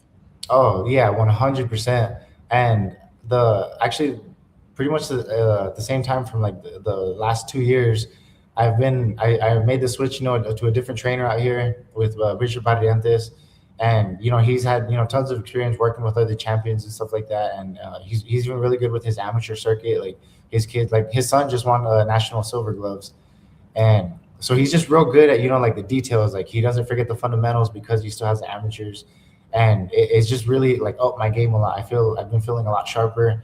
I have a jab now that it doesn't go away after 2 or 3 rounds. Like it's a consistent jab, so that's like one of the main things I can say to look out for, and that alone is a game changer. But just tightening things up. But yeah, we've been real meticulous, just doing drills and drills and drills, and just getting better at the sweet science. And not just getting stronger, not just getting like faster. Not working on those outside things. That comes with it, but just perfecting the actual boxing behind it. Okay, now you got me really intrigued when you say now the jab doesn't go away. So is that a mentality, a thought process, a muscle memory through sparring to being forced to be doing it in those later rounds? Like, what is the recipe then to keeping a weapon that's there in your arsenal early that you kind of just leave in the box later? Yeah. No, like you kind of like hit the nail on the head with muscle memory. We've definitely worked it. There was days that, like I said, I've been working at this for the last 2 years with this new team, and it's just there's days where like I've done 12 rounds of just jabs, and really working that, and like just working only like the lead hand, and just really specifying it to drills. And I like they say, drillers make killers, and I really feel like that's going to be the case. So a lot of stuff is refined, but yeah, just muscle memory, because we've been repeating it over and over and over again, just really solidifying all those fundamentals. A tough fighter ahead of you, of course. It's a Cuban fighter, Jonas Tellez, 11-1 record. Guy has a lot of knockout wins. Who doesn't at this stage of the game? Right. But in particular about him, what do you feel has made him successful to this point? He's Cuban, like actually from Cuba, so he's got like a good base as well. But I don't think he's got the same extensive amateur record like the other guys do. But they've been trying to kind of push him, but he actually lost the interim title to someone that he wasn't supposed to lose to. They were kind of trying to get him not a tune-up fight, but like a solid fight, and then to walk into to that next fight. I think he was supposed to be fighting Xander Zayas, but the guy that took the interim title off of him ended up getting that fight, and they fought for a unification fight. And it's just I just don't see the why they were pushing him the way they were, and I still see flaws in his game. When he lost that fight, I saw a lot of things that I could personally take advantage of. And even in his comeback fight, he had a comeback fight tune-up against a 147 pounder that they brought up to 154 to try to make him look good. But I feel like in even that fight, like I feel like I see fear in him, like when he's in there, because he did not look sharp against that guy, and that was a 147 pounder who I can also say kind of looked kind of scared, because he was out of his weight class against, like you said, in there with someone with so many knockouts. But when I'm in there, I've proven I've been in there with the best in the division, and there's never a moment where you like I even look scared. At least I don't think so. But where I think the mentality is going to be like one of the biggest differences. So he's sharp, he is good, he switches a lot of things up. He's got that Cuban base behind him, but I just see a lot that I can take advantage of. I guess to get derogatory, it sounds like you're alluding to you might have more of a dog in you. Like you might like to fight more, just straight up. Oh no, absolutely, yeah. I'm from Albuquerque, bro. Like you know what that is. So we definitely had that, and I've shown that in certain fights, where like I kind of end up in the pocket. We start going at it, and I don't think he can take it to that place. I feel like that's literally why he lost the interim title that he had, because the guy was just swarming him, just like all over him, and he could not get him off him. And he just I feel like I saw give when he was in that fight. And then like I said, even in his comeback tune-up fight, I don't think he looked too hot. So I feel like there's mentally things I could take advantage of. How big do you feel that the international experience, going to Australia, the Fundora fight, like that the big opportunities have now conditioned you, where we're looking at a fighter that you said stumbled in a fight he was supposed to win, 12 fights in, I wonder psychologically if there might be some pressure on the young man here that you've already had to deal with in these big moments. Yeah, that's the thing. I definitely have more experience than him in the pros because because of the opponents I've been in there with. You know, I've traveled the world, you know, and for title fights and stuff like that. And yeah, he hasn't been in as deep as waters as I have. So yeah, I feel like, you know, that's definitely a big factor of it for me, that he doesn't have the same experience, and that he's gonna feel that type of pressure, especially in this fight. Like he's, you know, it's another fight. Like I'm sure, you know, they might have him as the favorite. I know he's listed on the A side or whatever. So we'll see. But regardless, you know, that's never mattered to me. I've been in there with undefeated champions, and it didn't make a difference to me. So it's something I know that when I'm in there, I'm gonna be calm. I'm gonna be at home because that's where I belong. And I don't think he's gonna feel the same way. Looking up the betting line real quick. Now you drew my interest. Yeah, I was just surprised, you know, because they were saying once they posted, it's been Tejas versus Mendoza, and I was like, okay, like that's cool. Oh yeah, he's minus 215. You are plus 156 to plus 200. Okay, I can bet on boxing. That's cool for me. Yeah. Hey guys, we're not telling you to do anything. I'm just suggesting here that's a nice betting line for us. Yeah, no, man, I feel like, honestly, like I feel ready for this one, and I'm really, you know, my trainer, I really believe in him, and he's putting together a game plan. You know, he really studies and gets behind this stuff, and you know, just as a team, I feel like, you know, everything's coming together, and everything has been lining up for me. I was feeling sharp in camp and everything, and now it's you know, just obviously, you know, cutting the weight and everything, but just sharpening up. And I really feel like this is going to be another, just like when I fought Jason Rosario, you know, it was a short notice, and, you know, kind of feeling to save the day on the card, but, you know, try to steal the night as well. Couple more minutes with Brian Mendoza, and then we see Allister MacDonald. He's in the studio. We're going to bring him in next to close up the show, talk about Fight World 43. Couple more questions with Brian, then we'll bring in Allister. How crazy has it been for you trying to navigate everything with PBC, now with Amazon Prime, not as noisy as they've been, everyone else slowly falling in line now as a top ranked this week with the news that they've ended up also with DAZN like everyone else. And then there's this new thing with Zuffa Boxing. How much has that been like a relearning process of what this jungle looks like for you trying to navigate as a free agent? Oh, I mean, you know, it's been difficult, but, you know, I've stayed loyal. You know, I've been with the team, Luis Ecubas Jr. on the PBC side, Al Heyman, because, you know, like I was grateful of the opportunities that they have given me. And, you know, I needed something that like would come along, but I, you know, being honest, it did definitely test my patience. You know, like I wasn't getting, you know, like the right opportunity, you know, after waiting all this time. And yeah, like now in March, like I said, March is 2 years. So we've literally, you know, been waiting. But I also took it as a blessing in disguise, you know, because I was able to develop a lot of things in the gym that I was missing before. So, you know, I did have time to kind of get better. And like I said, pretty recently, everything finally really started to come together where it's, you know, almost second nature.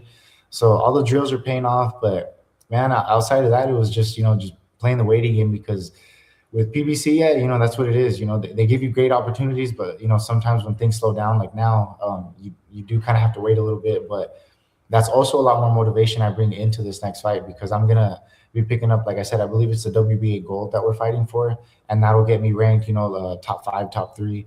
And once your ranking is back in place, you know, I'll have that leverage and I'll be ready to go. So as far as that, my leverage will be, you know, I'll be picking up another belt like that. Have a high ranking, and that's what keeps you busy. That's what gets you that next fight. So you're going to see the hunger to, you know, earn that spot and earn that next big title fight, because this should earn me a title fight for the next one out.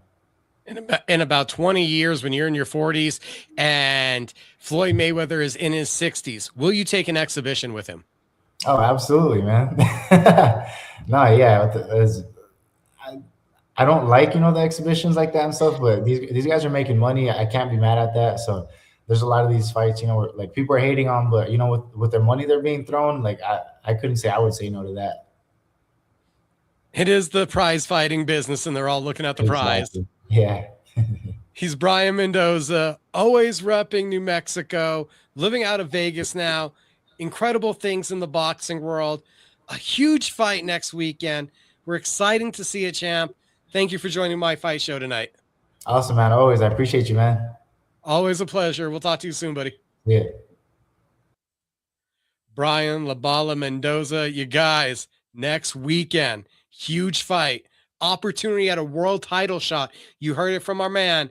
He's an underdog too, so that's a nice little nugget on the betting lines. This weekend, stupid busy, BKFC, PFL Madrid on Friday. Saturday, we got the UFC from London. Saturday night, live and local, Revel Entertainment Center. It's Fight World 43 and Fit NHB's own Allister MacDonald back in the cage. How you doing this evening, sir? Good. How are you doing tonight? Oh, I'm doing lovely, having fun here live. Cole Griego came on, talked about APFC. Brian Mendoza, we come back around now to talk about some more MMA and you a little bit, sir. So how's it going?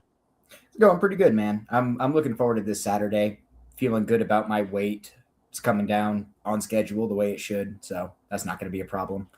It's just go time. Time to have some fun. And also, I've heard that you're one of the guys that almost willing to accept a fight anytime. If John Judy's like, hey, Allister, do you want to fight? It's that answer. Oh, yeah. That is the answer. That's the beauty of being an amateur, as I'm still an amateur. You just kind of get to fight for the sake of fighting. There's not really a concern of, is this a good matchup? Is this the best matchup possible? No, man, just sign the contract, fight, put on a show. It's not a bad mindset to have that some dudes, they care about the records. They almost protect it too much. That some guys, they idolize titles, but I gotta honestly say, I do find that there's a beauty in that freeness that you have, because I do kind of personally believe the minute you turn pro, all this goes away. Yeah. And amateurs is the time to get a bunch of experience. The way to get a bunch of experience is just to accept fights over and over. Like when I go pro, my attitude is probably going to change a little bit, but right now I'm going to indulge and I'm going to fight. You obviously have this exuberance, this excitement about martial arts. Like, what kindled this fire? I just grew up doing martial arts and karate since I was like a little kid, and it stuck with me. Just decided I needed to start doing something more difficult, and then more difficult, and then more difficult. And we wound up at MMA eventually. Yeah, I could see that karate influence in your stance, in your MMA game. Was that purposeful? Is that just like naturally felt comfortable from the years and years? Yeah, that floating bladed lead leg stance and style is just super, super comfortable and natural for me. Although just MMA being MMA, I've had to add and incorporate and change a lot of stuff just to be a more well-rounded fighter. How much coming in, knowing that, and we're all students of the game, watching it growing up, now evolving. How much were you aware then with that style of leg kicks coming at you? Could you say that again? Leg kicks coming at you. Oh, leg kicks coming at you? Yeah. Big thing, just making sure that shin's in the right place, ready to check, get it out of the way. And now they're not really a big concern for me. A lot of fights, people have tried to throw leg kicks on me and regretted it. That unique traditional martial arts style. There's not a lot of guys that go into the gym. A lot more of the MMA crowd comes from the wrestling realm. And then there's just a lot of people that kind of pick it up watching it. Do you feel like that traditional kind of karate background is a little bit unique? Yeah, I think it does give me a little bit different sense of timing and distance than a lot of my competition and teammates. But at the same time, that wrestling base is really, really hard to beat, man. Like, it's solid. How much have then you indulged in? What has that been like, going from the farthest away we could get from wrestling, floaty, traditional, it's pretty, it's technique based, to the grit and the grind of what you guys start practice with every day at Fit? It really is a stark contrast. And I've just had to really just accept that difference. And there's going to be a lot of times in MMA in the ring where I'm going to have to do stuff that I wouldn't choose to do. You know what I mean? Like, I like to strike. I like to punch people. I like to kick people. There are a lot of times where I've been forced into a grappling situation. Okay, I accept this. I'm going to have to deal with this. And then we move on back to whatever I want to be doing. How then do you start to build what you want your philosophy to look like as a fighter? Ooh, well, you know, that I've kind of put a bunch of thought in throughout the years, and my answer changes fairly often. So I'm really hesitant to say anything because it'll change again in a couple years. But okay, well, what is it like today? What's some of the bases of what your principles are right now? Like you said, it's flowing, it's ever changing. Yeah, right now, really just constant motion is the big thing for me. Just constant motion. That's what I'm really focusing on. Just as my own development as a fighter is just constantly moving, whether I'm on the feet or on the ground, minimizing any pauses and lulls.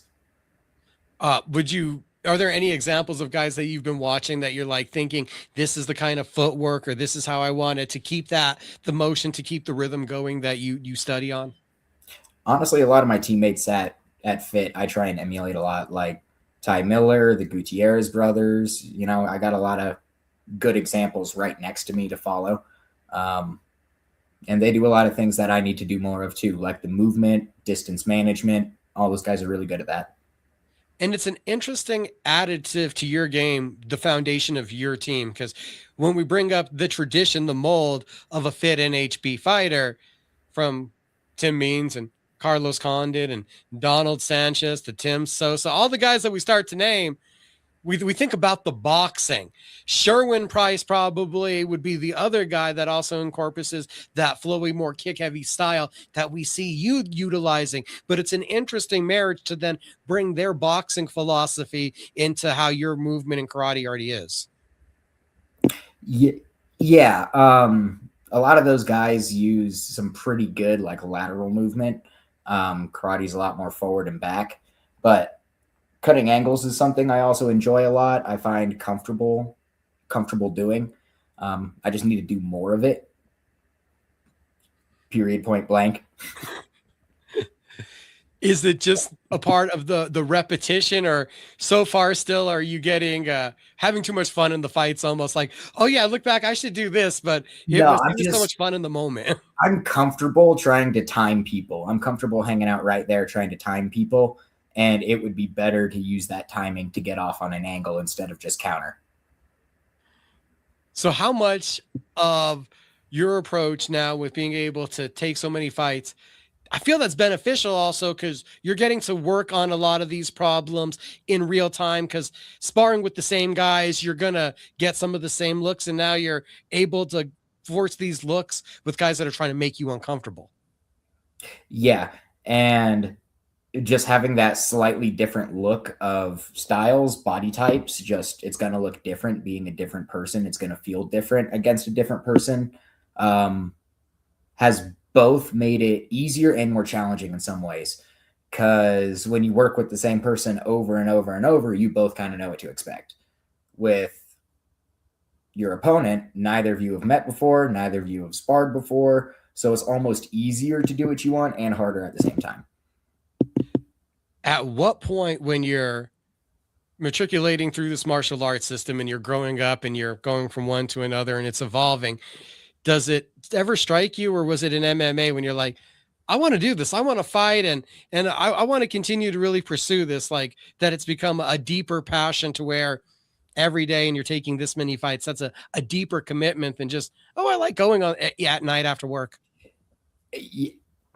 Am I allowed to swear on your Yeah, we on YouTube and Facebook. Who cares?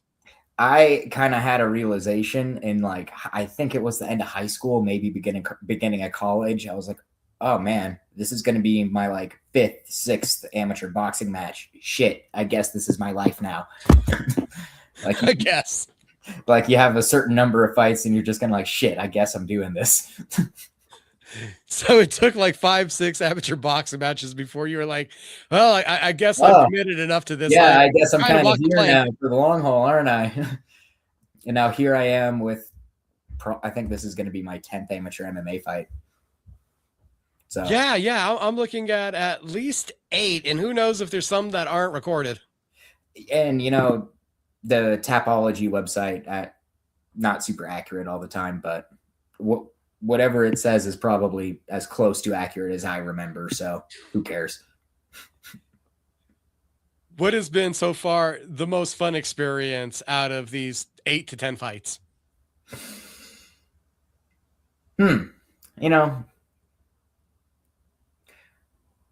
Somewhere in like the middle of the fight, I think is the funnest part for me. Like the walkout is sometimes nerve-wracking. The warming up is sometimes nerve-wracking. But right around in like the end of the first round, beginning of the second round, I start really having fun. And that's one thing I remember about all my fights is just end of the first round, beginning of the second round. We're having fun now. We're having fun now. Yeah. That's what this all attributes to, is you continue to do this because you're having fun. Yeah, I mean, I enjoy it. Like it really does just give me like a really, really good sense of commitment, discipline. Like I feel good about fighting. Fighting makes me feel good, man. And just the act of fighting in a ring too is fun to me. I know that's crazy to a lot of people, but the act of fighting is fun. I'm not necessarily like a violent or hateful or spiteful person, but the act of fighting is fun, bro. Did you get that feeling in that first boxing match, or was this something that kind of matured? Because growing up doing the karate, it's not as physical as getting into the straight boxing match. No, it's not, but like still along the same lines, like the act of doing karate and point karate and then amateur boxing and wrestling, the act of fighting is still fun, even though the intensity is not at all the same. If that makes sense. At this point, with where you're going, do you even put goals on it, or do you just still think of it as adding more tools and more experiences as you're going through, and we'll start to look at goals when it becomes like pro and it becomes more serious? Well, I do have a couple more personal goals in the gym with my own skill set and development, but like you said, acquiring all those skills and just getting experience and adding is going to get me to the goals I have. So they're really just like white on rice, like goals and acquiring experience. Saturday night, we're sure you're going to have fun. Is there anything that is specific, like a goal or something that you want to accomplish, or something that you have intended for this fight? I mean, as always, just put on an entertaining fight first and foremost, man. And I really would like to get my hands going a little bit. Probably sneak in a couple of kicks in there too, if you know me, if you know how I like to roll. But yeah, I'd like to get a finish, if anything. Allister MacDonald, thank you for joining my fight show. Everybody, you can see him at the weigh-ins. Friday will be at Revel Entertainment Center, holdmyticket.com. Saturday night, Fight World 43 here in Albuquerque, New Mexico. You have a wonderful night, sir. You too. Thank you.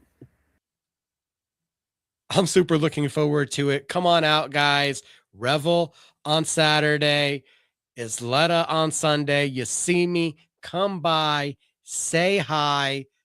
Super excited for these two fight cards. We talked to Ozzy Chavez recently. We talked to Josiah Reyes recently. We've talked to Allister MacDonald. So you've heard about Fight World 43. APFC going to be on UFC Fight Pass with APFC 22. And in case you guys have forgotten, the main event, the lightweight titles on the line. The former welterweight champion, former Bellator featherweight, now looking to pick up lightweight gold and become a 2-division APFC champion. Emmanuel Sanchez battling James Pleasant. The champion looks to defend the first time, coming off of submitting Jess Martinez on short notice. The Killer Gorilla jumped up a weight class and put Pleasant in a bad predicament to start off, but Pleasant stormed back, got the submission victory. He now looks to cement himself with that championship and be able to move on to the UFC, to bigger and brighter things. He has the size advantage. I'd say even the strength advantage. A massive 155-pounder in James Pleasant, wily experience, and savvy grappling in Emmanuel Sanchez, a former training partner of the Pettis brothers. Co-main event, the gentleman Jalen Fuller. We had him on the very first Cage Minds Fight Hour on ESPN Radio Albuquerque 1017 The Team. Check it out every Saturday. Also up on Apple Podcasts and Spotify, like this wonderful program and like MMA After Hours that came out earlier today. And we'll be covering AEW Revolution on Pro Wrestling After Hours tomorrow. All these available, Apple and Spotify. This show, Cage Minds Fight Hour, both on YouTube. Ferocious finishers. Jalen Fuller has shown his dynamic submission game since coming over to APFC. But don't forget, the guy has a Muay Thai background and is a killer. Christian Turner, big power, looking to put a devastating performance together, is the 24-year-old who is riding a 6-fight win streak. Excuse me, I'm messing that up. 7-fight win streak with 6 first round. Well, I'm going to get these so wrong. 7-fight win streak, 5 first-round finishes. Easy for me to say. I can get through it. We're going to work our way there, everybody. Debut in APFC, getting a title shot. The 24-year-old from Georgia. This will obviously be the stiffest test of his career. He's had a bite at the apple in LFA and the PFL. Love this co-main event dynamic at 170 pounds. Also at 170, Andrew Alvara off a big knockout at APFC 22, taking on Derek Munier. Munier out-wrestled at APFC 21 by Mark Hussey. Did I mention Mark Hussey? Back, we had talked to him a couple weeks ago, taking on Generic Crows. Cole Griego was on the card earlier. On the amateur side of everything, Jawan Smith versus Isaiah Solaita is listed right now as the featured amateur fight. Not sure if that's going to hold up. Smith, a jiu-jitsu background. Solaita was supposed to join us tonight. The guy takes every fight possible. He also, just like Allister, says yes every time the phone rings. He's a striker willing to throw down and brawl. The Barber is in action. Barber Gabe, 185 one more time. We might be seeing him drop 170, 155 eventually, taking on Roberto Valenzuela. Valenzuela, his boxing looked really nice and crispy. He lost due to cut to Jacob Sinek at APFC 21. Sinek is now going to take on Brendan Johnson. Johnson coming out of the Nobody's Villains team with an underrated grappling game. Mark McDill versus Ezra Peak. Odds are that one is just going to be a brawl. Full amateur card, including Mike Sal, really interesting submission artist. When he's able to get it going, he looks really sick. Stacked undercard, amateurs galore, a full pro card, 2 title fights, prospects knocking on the door of the UFC. We got Fight World. We got APFC. Get out and support local. Next weekend on the 28th. Don't forget also Saturday, because we're going to be back next week. Hopefully the champ, Saleh Taylor, we're working on getting the DCCW heavyweight champ on the show to talk about Get It, Got It. Bueno. And Nowhere to Run is at the Overtime Bar and Grill. Shout out to Cole Griego, Ryan Mendoza, Allister MacDonald. Appreciate everyone for the likes, the shares, the hearts. CageMinds.com this weekend for all the coverage. Robbie Ray with Robbie Ray Images. We'll have photos galore going up. Need a commercial? Want to expand the brand? We want to add commercials to this show. Robbie Ray Media got you covered, from the videography to the photography. Your next advertising campaign, he has you covered from A through Z. Robbie Ray Media.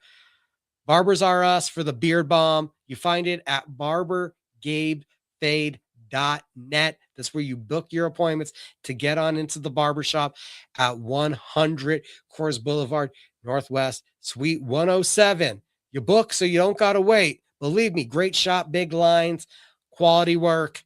Get on in there so you look good because you're going to get out this weekend and next weekend to support the local combat sports and entertainment. Enjoy the entertainment. Keep fighting. CageMinds.com. Appreciate every view. Y'all have a good night.